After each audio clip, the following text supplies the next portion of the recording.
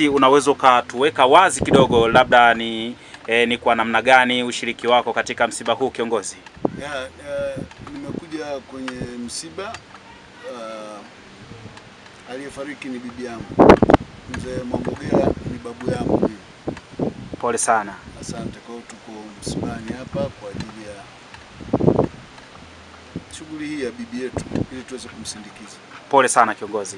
Asante. Tunaona tuko kwenye mchakato wa uchaguzi nchini, kwa maana kwamba mwezi huu Oktoba tarehe 29 tunaingia kwenye uchaguzi.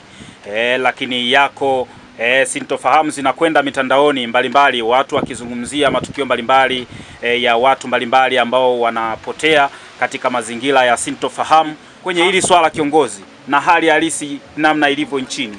Wewe unazungumziaje kiongozi?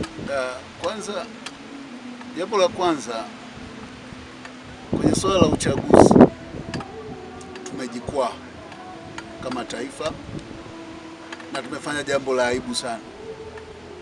Ukiangalia katika Afrika Mashariki, sisi ndio tulikuwa tukiongoza kama mabingwa wa siasa, mabingwa wa siasa za uvumilivu, mabingwa wa siasa za ukombozi, mabingwa wa siasa zinazojikita katika kutetea haki za binadamu na kuheshimu misingi ya kidemokrasia na utawala unaotokana na watu. Ile ndio ilikuwa sura yetu kama Watanzania. Tumeanguka. Hatutakiwi kujifariji, tumeanguka. Ndio maana ukiona nchi za wenzetu kama Malawi, kama Zambia, kama Kenya, tunatakiwa sisi tukajifunze huko. Hata Uganda ambao walikuwa kichapana risasi muda mrefu baada ya uhuru, nadhani they are much better kuliko hapa tulipo. Kwa hiyo tumeanguka, na kiungwana tulichotakiwa ni kujifuta vumbi, tushauriane, tuone namna ya kuanza upya. Tumeanguka kama taifa na ni aibu kujitutumua kufikiri tuko sawa sawa. Tumeanguka, tuanze upya. Swala la Humphrey Polepole ni swala linalokera. Mazingira ya Humphrey Polepole ya kuvamiwa nyumbani kwake na mazingira ya kuvamiwa kwa Mdude Mpaluka Nyagali yanalingana. Malalamiko ya wananchi mara baada ya tukio la Mdude Mpaluka Nyagali kutokea ndio malalamiko yale yale ya familia ya Polepole baada ya tukio la Polepole kutukia. Jeshi la polisi haliwezi kujichunguza. Jeshi la polisi haliwezi kujichunguza. Tunaomba mamlaka ambao ni rais kwa dharura aunde tume maalum ya watu wanaoaminika na wenye uweledi ili waweze kufanyia kazi swala la utekwaji na upotezwaji wa watu. Kuna watu wanauliza, wanasema Humphrey Polepole alisema hayuko Tanzania. Kwani kuna mtu analazimisha ujue niko wapi? Kwani kuna kosa la mtu kusema siko Tanzania wakati yuko Tanzania? Si ndio data protection zenyewe hizo tunazozungumza. Kwa hiyo Polepole ana haki ya kusema kama niko Tarime mimi nikakwambia niko Mbeya, wewe na kina kuuma nini? Awe Tarime, awe ndani ya nchi, awe nje ya nchi, ni jukumu la vikosi vyetu vya ulinzi na usalama kuhakikisha uhai wa kila raia wa nchi hii unalindwa. Yeye kusema kwamba hayuko Tanzania haihalalishi watu kwenda kufanya unyama wa namna ile pale ndani. Maana yake walikuwa wanajua, na kwa sababu walikuwa wanajua, walichotakiwa kama amefanya makosa wamkamate, wamfikishe mahakamani. Kwa sababu wako wengi mahakamani sasa hizi, tunaona watu wamepelekwa kwa kesi za kusingiziwa. Ndio maana tunaona hata aibu kuzirusha live. Lakini tumewapeleka mahakamani, basi tupeleke tukawasingizie, tujaze tu wananchi ili mahakama iache kesi genuine, ishughulike na kesi za kubambika raia wema. Lakini kitu kikubwa kilichofanyika ni kitu kibaya ambacho hatutakiwi kukinyamazia tena. Sisi kama TLS tutakaa tutathmini. Sidhani kama tutatoa barua ya statement tena. Hili sio swala la tamko. Tumetoa matamko ya kutosha.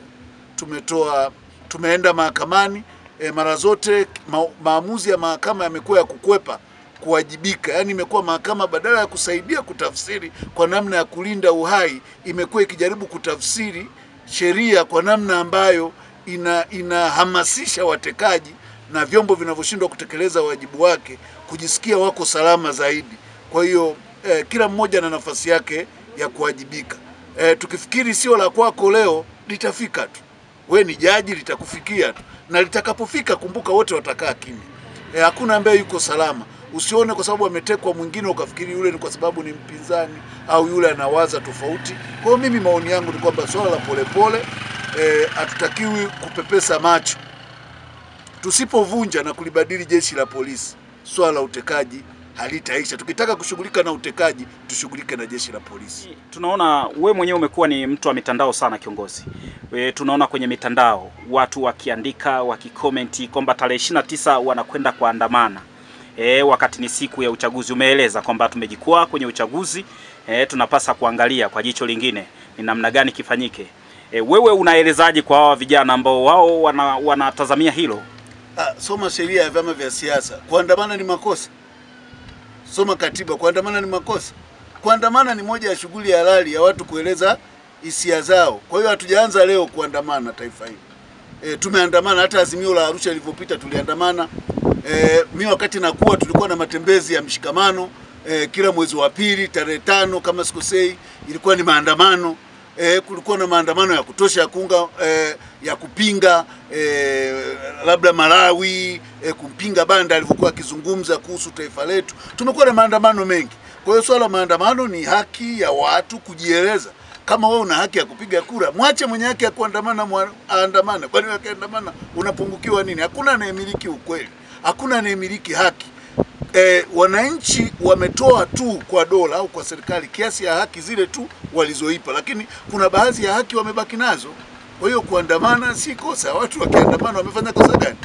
Sheria iko wazi, watoe taarifa kwa wakati, waandamane. Wanatoa tu taarifa, sio kuomba ruhusa. Unatoa taarifa, unaandamana. Hakuna makosa kuandamana.